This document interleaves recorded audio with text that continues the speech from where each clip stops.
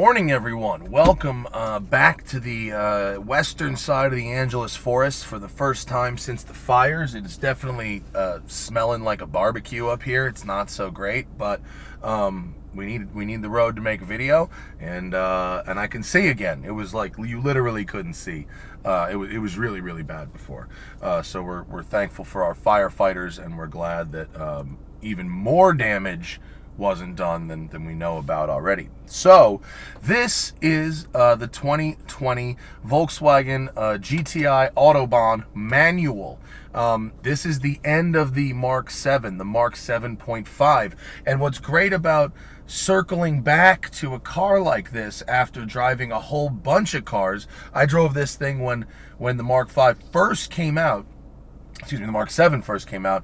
And what's great about circling back to it later is you really actually kind of appreciate what Volkswagen has done with this car. It's actually quite good. It has the 2-liter TSI turbocharged engine up front. With the Autobahn package, you get a limited slip differential included. You get the manual gearbox. It's 228 horsepower, and this thing weighs around 3,100 pounds. You can get it a little lighter if you go the manual seats, the cloth interior, stuff like that. This is pretty much as heavy as these things get at around 3,100. I think the dual clutch is a little bit heavier, but the very second I got back in it and sat down, I went, oh yes, this is a good driving position. They have really nailed this part of it, and it feels good to be sitting here.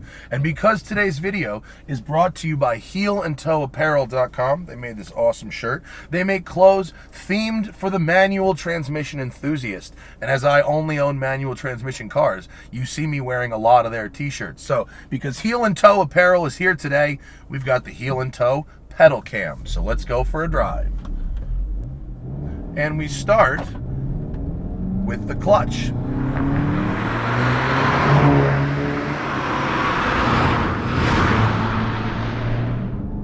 Clutch feel is a give and a take, right? You can have a clutch with a lot of feel, or you can have a very light clutch with not much feel. And the lighter the clutch, you know, the easier the car will be to live with in traffic every day. Heavier the clutch, the better, not necessarily the heavier, but the more feel, you know, the more sporty. The GTI really leans towards light. Everything's very light about the car. The shifter, the steering, the clutch. And so because of that, you have a little less feel than I'd like. And actually, that doesn't come into play up here so much because the feel gets better when you go quicker. It's actually light to light, stop and go. Isn't this nice, this road?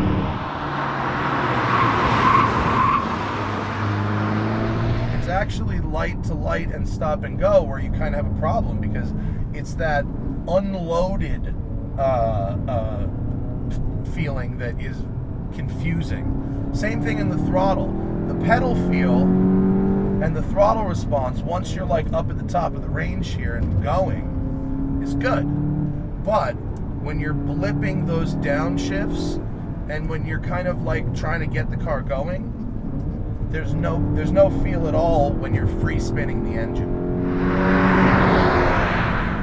We have started our video right as this road has gotten a fabulous glow on it. My time couldn't have been more perfect if I intended it that way.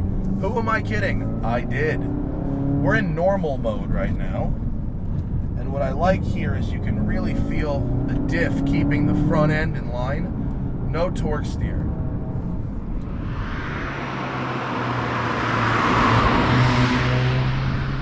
Very nice. Let's go to drive mode, Sport.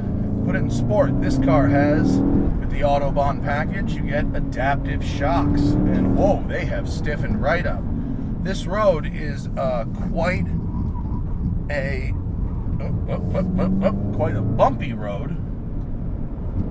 And so I actually don't think the Sport Shock is the right answer here. Now, yeah, on this road, the Sport Shock makes this thing ride like my Focus RS. We don't want that at all. Driving mode. Comfort. Let's go to comfort. There are also individual settings, so you can sort of set individual aspects of the performance through the MMI here, which, by the way, MMI is improved. One of the things I didn't like about the Mark 7 before was its MMI was a little bit behind. They have fixed that. We've got CarPlay, we've got a responsive touchscreen. It's good. Yeah, normal is good. Normal is good. Oh wait, no, that was comfort. Comfort is actually all right. I like comfort a lot on the highway, like 405 expansion joints. That's really where the GTI really shines, because it's a pretty good canyon carver. Like, it's really fun, don't get me wrong. But the Veloster and the Fiesta ST, they were a little bit sharper. A little bit.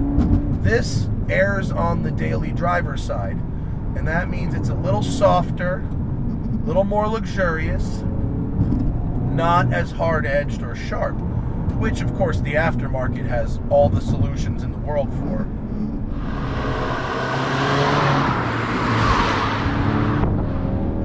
The engine is really highly functional. In stock form, it's not what I would call inspiring, but it's extremely effective.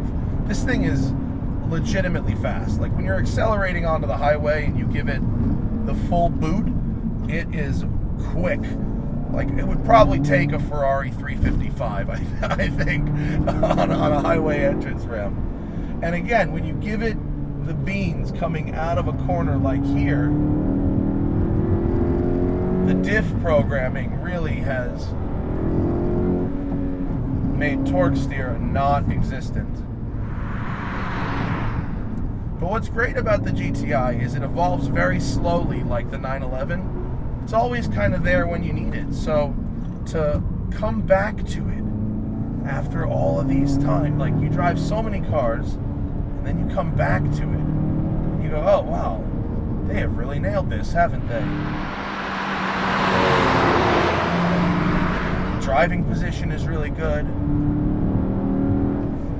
The inputs are good. The steering wheel feels really nice in my hand. The seat is really ergonomically correct. Like, remember when Jeremy Clarkson got divorced and had to, like, cut back a little financially, and he bought a GTI like this one, and he went on and on about how this is actually the only car that anyone ever needs, and anything more than this is pure excess, which is something very easy to say when you buy one. But he had a point. He definitely had a point. I mean, even after driving some very expensive luxury cars, I could sit in this and go, oh wow, well, this feels nice. This feels well made. The leather feels rich and soft. And it is more of a luxury experience for sure than the other hatchbacks. In fact, I would say that if you want a more luxurious / sporty experience than this, you probably have to spend at least $10,000 to $15,000 more.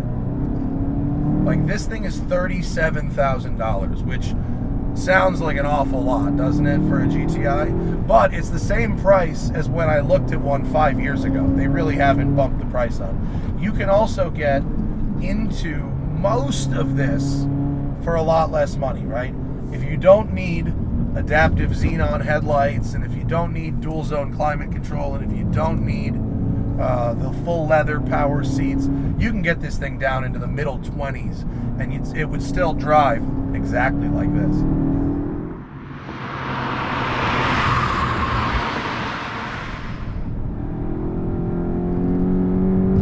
It's geared really well too. The gearing is nice for these type of roads, and it's also nice for everyday driving. It doesn't feel geared incorrectly. It doesn't feel geared like it's trying to not compete with a higher end product, if that's not clear enough. Man, never die, GTI. You rule. This makes me want to give another look to the Golf R as well. Whee! This is a really nice car. It's a really nice car. I'm glad they have saved the manual. I think it would be very nice if they put a little more, if they dialed just a little more like feel into the pedals and the shifter, like a little bit. I don't want to like be like, no, the manual's not good, so you shouldn't make it anymore. No, the manual's pretty good. It really is. It's pretty good. It's easy, right? So if you're going to commute to work every day, you know, you don't want a Hurst shifter and some heavy clutch. You know, my 911 is cool, but it's old and it beats me up when I drive it. I'm physically tired. This, I could drive in a million traffic jams and be just fine. It's quite nice. And it's practical and reasonably fuel efficient and all of those things. I really look forward to what the Mark 8 GTI brings us next year. But until then, to circle back to this after driving a bunch of cars, I was like, wow, this thing is actually really sweet. So thank you to Heel and Toe Apparel for sponsoring this video with our pedal cam. Go to heelandtoeapparel.com/TST and get our exclusive discount on these cool shirts. Hook them up. They take care of us. And thank you to Volkswagen for letting me have the car for a week. Thank you to you for watching, and I'll see you later. And remember, always fight your tickets. Go to offtherecord.com/TST or use code TST10 on the Off the Record app.